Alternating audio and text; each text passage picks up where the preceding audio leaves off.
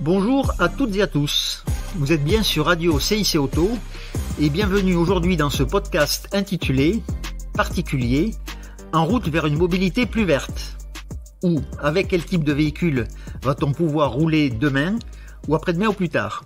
Et on va voir que ce n'est pas si simple. M'accompagne aujourd'hui Valérie Récassens, votre chargée d'affaires mobilité au CIC Sud-Ouest. Elle va vous expliquer les enjeux très concrets de la transition énergétique pour vous et vos proches dans vos déplacements au quotidien avec votre véhicule, et ce, dès cette année. Bonjour Valérie. Bonjour Lionel. Je viens de lire ce matin dans mon quotidien régional un article qui parlait de la loi climat et résilience avec cette phrase choc. Près de 50% des véhicules actuels seront interdits à la circulation dans les ZFE d'ici à 2025. Alors première question Valérie, qui sera double. Quel est l'objectif de cette loi ? Et qu'est-ce qui se cache derrière ce terme barbare de ZFE ? Eh bien, cette loi climat et résilience remonte à 2019 et impacte nos clients particuliers comme nos clients professionnels, entreprises et collectivités locales. Elle transforme en profondeur la politique des mobilités avec un objectif simple, des transports du quotidien à la fois plus faciles, moins coûteux et surtout plus propres. Son but est d'accélérer la transition énergétique, diminuer les gaz à effet de serre et atteindre la neutralité carbone en 2050. Et oui, pour notre planète et notre santé, il faut donc moins polluer. C'est plutôt vertueux, mais quels sont les principaux dispositifs prévus dans cette loi ? Le premier dispositif, c'est d'interdire la vente en Europe des véhicules terrestres à énergie fossile, c'est-à-dire des véhicules essence et diesel en 2035. Ensuite, multiplier dès que possible par 5 les ventes de véhicules électriques et créer un maximum de zones à faible émission de CO2, ces fameuses ZFE. Alors, et c'est la deuxième partie de ma question, Valérie, qu'est-ce qu'une ZFE ? Et quels sont ses impacts très concrets sur notre quotidien, aujourd'hui et dans les années qui viennent ? Eh bien Lionel, les zones à faible émission de CO2 ont été créées pour réduire la pollution atmosphérique dans les zones de plus de 150 000 habitants. Elles limitent la circulation des véhicules les plus polluants dans des zones géographiques selon leur vignette critère. Pour rappel, la vignette critère désigne la classification de votre véhicule en fonction de sa date de première mise en circulation ou normes Euro. À vous de la demander sur le site du ministère de la Transition écologique, à savoir certificat-du6rair.gouv.fr. Ça vous coûtera moins de 5 €, mais attention aux arnaques sur les sites plus ou moins frauduleux sur ce sujet. Il faudra ensuite la poser sur votre pare-brise car elle est obligatoire dans les agglomérations ZFE. Et combien de catégories de vignettes sont en cours aujourd'hui en France ? Il en existe 6 catégories, allant de la plus vertueuse, la vignette verte, qui concerne les véhicules électriques, à la vignette noire, la catégorie 5, la plus polluante. Ce sont les communes qui fixent les périodes où la circulation est restreinte.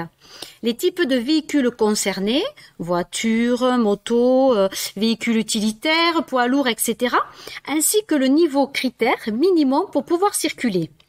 Combien y a-t-il de ZFE à ce jour en France et dans notre région ? Aujourd'hui, il en existe une dizaine en France.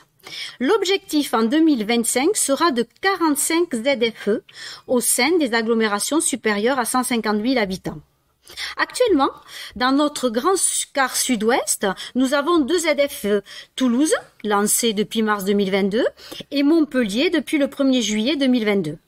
Et dans les 3 ans à venir, 4 autres ZFE seront créés, à savoir Bordeaux, Bayonne, Pau et Perpignan. Alors quels sont les impacts pour nous particuliers ? Chaque année, il va y avoir des contraintes de circulation dans ces agglomérations. Par exemple, sur la ZFE de Toulouse, au 1er janvier 2023, ne pourront circuler que les véhicules avec vignette verte 1, 2 et 3. Au 1er janvier 2024, seulement les vignettes vertes 1 et 2. Et cela va se durcir chaque année pour arriver en 2025 avec uniquement des véhicules avec vignette verte de catégorie 1. En effet, 2025, c'est déjà demain. Tout à fait. Il peut y avoir néanmoins un décalage d'une année suivant les ZFE. C'est le cas de Montpellier par rapport à Toulouse. Et qui dit contrainte dit amende, Valérie? Oui, les amendes annoncées seront également lourdes. 68 € pour tout véhicule léger, auto, moto, véhicule utilitaire, et ça peut aller jusqu'à 135 € pour les poids lourds. En effet. Toutefois, tous nos clients ne circulent pas au quotidien dans les ZFE. Qu'en est-il pour eux? Eh bien, pour eux, Lionel, moins de contraintes, mais ils peuvent eux aussi entrer dans une démarche plus vertueuse en termes de pollution et renouveler leur véhicule pour moins polluer. Mais attention, lors des déplacements dans ces ZFE, ils seront soumis également à cette fameuse vignette critère. Sinon, amende. Malheureusement, renouveler un véhicule, surtout s'il faut s'orienter sur un véhicule électrique, coûte cher. Comment passer à une mobilité plus verte sans vider son portefeuille? Il faut savoir que le gouvernement a mis en place des aides pour passer à une mobilité plus verte, mais uniquement sur certains véhicules propres. Et par véhicule propre, il entend les véhicules électriques ou hybrides rechargeables. Les deux principales aides sont le bonus écologique et la prime à la conversion.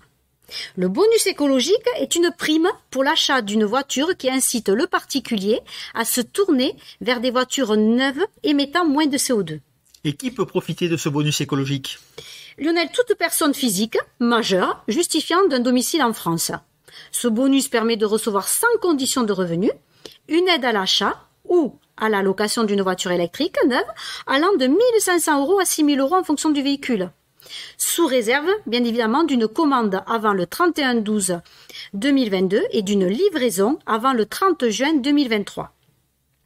Il faut noter que le montant de ces bonus seront maintenus jusqu'au 31 décembre 2022, puis seront diminués de 1 000 € au 1er janvier 2023. Et la prime à la conversion, alors de quoi s'agit-il? Et cette prime à la conversion vise à aider tous les particuliers et professionnels à acheter un véhicule neuf ou d'occasion en échange de la mise au rebut d'un ancien véhicule. Et quel est le montant de cette prime? Cette prime peut aller jusqu'à 3 000 €. Mais attention, quand même, cette prime à la conversion est conditionnée à des critères de revenus.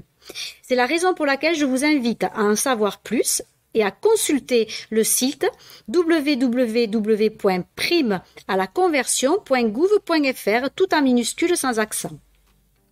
D'autres aides sont à l'étude afin de faciliter ce passage aux véhicules les moins polluants, prêts à taux zéro et autres. Mais à ce jour, aucune réelle annonce officielle a été faite. Donc nous vous informerons au fil de l'eau des nouvelles aides gouvernementales.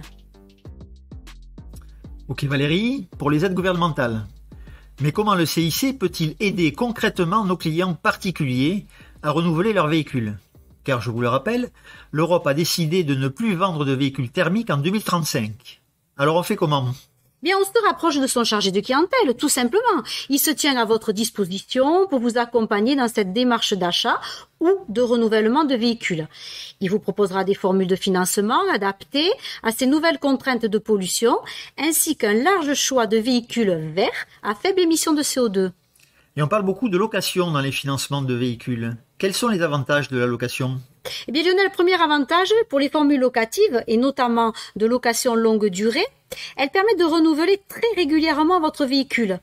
Ce pour un faible budget mensuel, tout compris, avec l'assistance et l'entretien inclus dans votre loyer.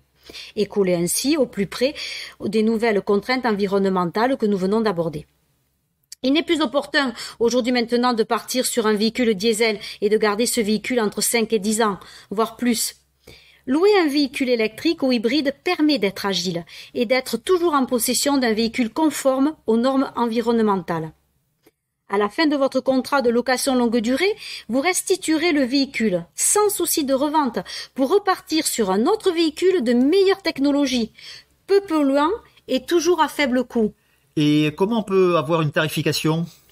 Mais vous pouvez d'ailleurs aller tout simplement vous-même sur votre outil internet, Philbank, et faire donc la simulation de financement.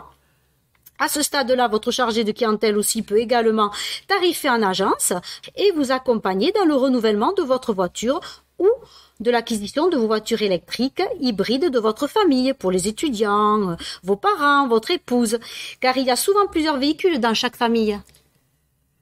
Eh bien, merci Valérie pour ces précisions et cet exposé très clair sur un sujet qui ne l'est pas spécialement et qui est en perpétuel mouvement, si je puis dire. La question de la mobilité, et plus particulièrement de la mobilité verte, est plus que jamais d'actualité. Elle s'inscrit dans la démarche de transition énergétique que notre groupe Crédit Mutuel Alliance Fédérale soutient au quotidien, groupe responsable qui s'est inscrit dans un engagement fort qu'est le dispositif d'une entreprise à mission. C'est un grand défi qui est devant chacune et chacun d'entre nous, et nous sommes à vos côtés pour vous accompagner et répondre à vos besoins. Le changement, c'est maintenant. Eh bien, merci de votre attention et de votre écoute. Un épisode sur ce thème de la mobilité verte consacré au marché des professionnels et entreprises est également à votre disposition. À très bientôt sur Radio CIC Auto.